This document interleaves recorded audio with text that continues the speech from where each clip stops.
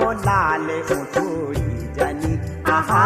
गोरी मुखड़ी माँ हो लाल उठड़ी जनी आहा मारो गुरारू का बीच खिली सकिनी आहा